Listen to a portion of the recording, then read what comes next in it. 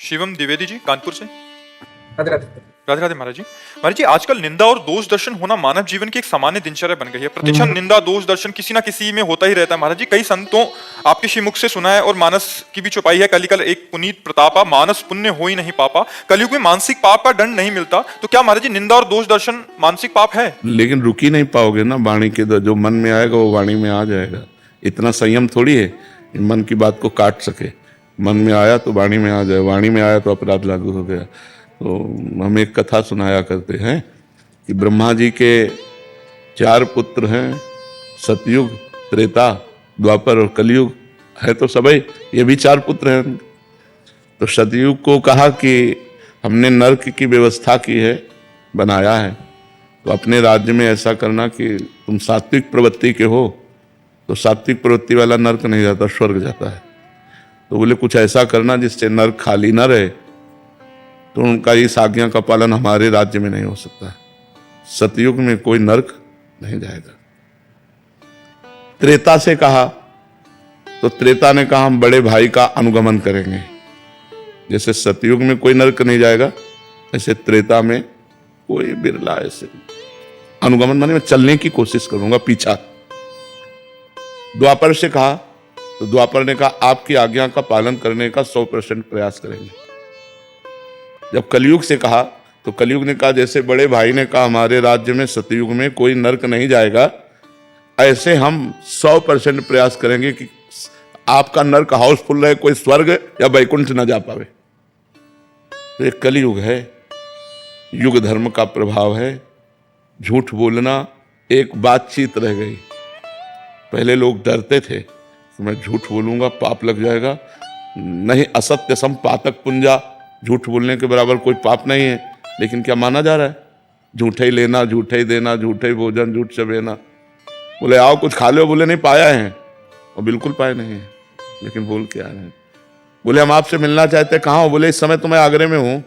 1 second में झूठ बोल देते। ले, झूठ बोलना आज कोई पाप नहीं माना जा रहा, किसी की निंदा करने से कोई डर नहीं रहा। तो ऐसे ही हमारे इस कलयुग में ऐसा नहीं है कि सब दोष दर्शन करने वाले हैं। सैकड़ों श्रद्धालु हैं। तो अब संख्या तो नहीं कि बता सकते, लेकिन कुछ अश्रद्धालु भी हैं। तो जो अश्रद्धालु हैं उनकी संख्या ज्यादा है, जो श्रद्धालु हैं उनकी संख्या कम है। माया के दिन रात, ज्ञान अज्ञान, निंदा स्तुति, मान अपमान, ये द्वंद्व धर्म है। तो ये सदैव अपना प्रभाव दिखाते रहते हैं। इन्हीं के प्रभाव से बचने के लिए नाम जप, सदग्रंथों का स्वाध्याय, जो गुरुजनों की वाणी है उसका मनन पठन, इसी से हम बच सकते हैं और कोई उपाय नहीं है। नहीं तो जैसे मानस पुण्य हो ही नहीं पापा, तो हम रोक कहां पाते हैं? हम कह देंगे। लेकिन आप असलियत में जान पाए कि नहीं? पीछे वाले बैच में यही चर्चा की कि हम लोगों की दृष्टि क्रिया पे रहती है, कारण पे नहीं रहती। पहले हम क्रिया से हटें। जैसे आप गाली दे रहे हो तो हम क्रिया से हटें, उसका कारण ढूंढा क्रोध, क्रोध का कारण ढूंढा तमोगुण, तमोगुण का कारण ढूंढा माया, और माया का कारण ढूंढा परमात्मा। मूल में कौन आया? परमात्मा रूपी पावर से ही ये माया पावरवान है, और माया के ही पावर से तमोगुण पावरवान है, और तमोगुण के पावर में आकर वो क्रोध कर गया।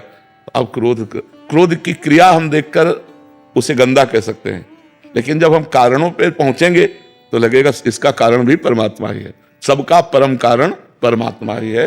जैसे रचना, पालन और संहार। तो रचना में तो अच्छा लगता है और पालन में अच्छा लगता है, लेकिन संहार किसको प्रिय है? पर होता है। उसके तीनों क्रियाएं हैं। इन तीनों क्रियाओं का परम कारण परमात्मा ही है। कठपुतली कितना भी नाचे, विवेकवान कठपुतली को स्याबास नहीं कहेगा। स्याबास कहेगा क्या? या उल्टा या सीधा, ना स्याबास कहेगा ना गाली देगा। नचाने वाले पर दृष्टि जिसकी है वो कठपुतली को स्याबास नहीं कहेगा। कठपुतली की तरह पूरा संसार उनकी माया की डोरी में बंधा हुआ नाच रहा है। अगर इससे नाचने से बचना है तो मामे वे प्रपद्यंते माया में ताम तरंति थे। भगवान की शरण में हो जाए, भगवान का नाम जप करे तो माया मुक्त हो जाए। पक्की बात समझो। इसलिए खूब नाम जप करो, भगवान का आश्रय ले लो। किसके दोष वर्णन करें? तो हम दूसरे को क्या बोले? हमारा सफेद हो और दूसरे के काले रजिस्टर भरे हो तो लगे कि संसार में, लेकिन जब सच्चाई की बात अगर पूछी जाए ईमानदारी से, तो इतने सब लोग बैठे हो, कोई बता सकते हो कि आपसे गलती नहीं हुई? अगर हम ईमानदारी से पूछे वृंदावन धाम में बैठे तो सबसे गलती होती है, नहीं होती? तो जब हमारे अंदर गलती है और उससे गलती हो रही है तो हमें लौटना चाहिए। बुरा जो देखन मैं चला, बुरा न मिलिया कोई, जो दिल खोजू आपनो तो मुझसे बुरा ना। तो हमें लगता है कि हमें अपने हृदय को पवित्र करना चाहिए, जिससे हमारी दृष्टि पवित्र हो जाए। देखो गोस्वामी जी की दृष्टि पवित्र हुई तुलसीदास जी महाराज की, तो क्या कह रहे हैं? सब सिया राम है। और हमको कहाँ सिया राम दिखाई दे रहे हैं? हमें तो स्त्री दिखाई दे रही, पुरुष दिखाई दे रहा है। तो पहले हमें अपनी दृष्टि पवित्र करनी चाहिए, तब हम दूसरे की निंदा करें जब हम निर्दोष हों।